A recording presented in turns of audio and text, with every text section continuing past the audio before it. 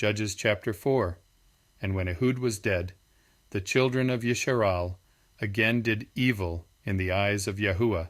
Therefore Yahuah sold them into the hand of Jabin the king of Canaan, who reigned in Katzor, and the commander of his army was Sisera, who was dwelling in Karosheth Haggoyim. And the children of Yisharal cried out to Yahuah, because he had 900 chariots of iron, and for 20 years he harshly oppressed the children of Yisharal. And Deborah, a prophetess, the wife of Lapidoth, was ruling Yisharal at that time, and she was dwelling under the palm tree of Deborah between Ramah and Bethel in the mountains of Ephraim. And the children of Yisharal came up to her for lawfulness, and she sent and called for Barak son of Abinoam from Kadesh in Naphtali, and said to him, Has not Yahuah Elohim of Yisharal commanded, Go, and you shall draw towards Mount Tabor, and shall take with you 10,000 men of the sons of Naphtali, and of the sons of Zebulun, and I shall draw to you Sisera, the commander of Jabin's army, with his chariots and his company at the Wadi Kishon, and shall give him into your hand? And Barak said to her, If you go with me, then I shall go. But if you do not go with me, I do not go. And she said, I shall certainly go with you. Only there shall be no esteem for you in the journey you are taking, for Yahuah is going to sell Sisera into the hand of a woman. So Deborah arose and went with Barak to Kadesh, and Barak called Zebulun and Naphtali to Kadesh. And he went up, 10,000 men under his command, and Deborah went up with him. And Keber the Kenite of the children of Kobab, the father-in-law of Mushah, had separated himself from the Canaanites, and pitched his tent near the terebinth tree at Sanaim, which is beside Kadesh. And they reported to Sisera that Barak, son of Abinoam, had gone up to Mount Tabor.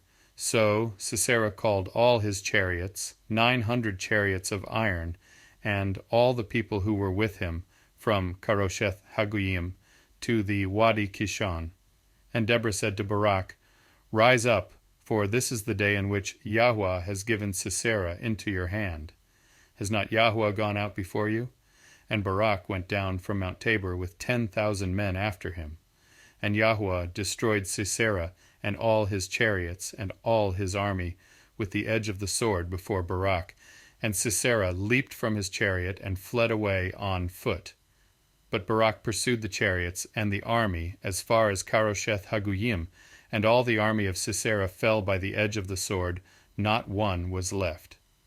Sisera, meanwhile, had fled on foot to the tent of Yael, the Ashah of Keber the Kenite, for there was peace between Jabin king of Katzor and the house of Keber the Kenite.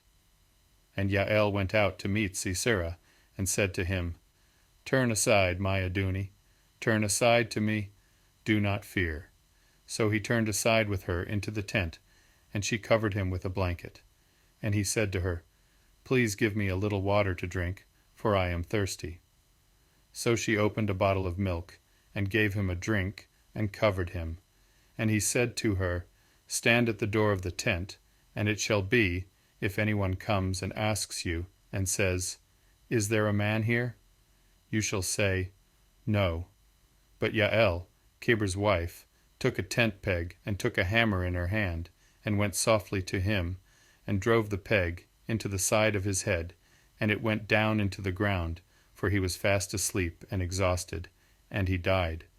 And see, as Barak pursued Sisera, Yael came out to meet him, and said to him, Come, let me show you the man whom you are seeking. And when he went into her tent, there lay Sisera, dead with the peg in the side of his head. And on that day Elohim humbled Jabin, king of Canaan, in the presence of the children of Yisharal, and the hand of the children of Yisharal grew stronger and stronger against Jabin, king of Canaan, until they had cut off Jabin, king of Canaan.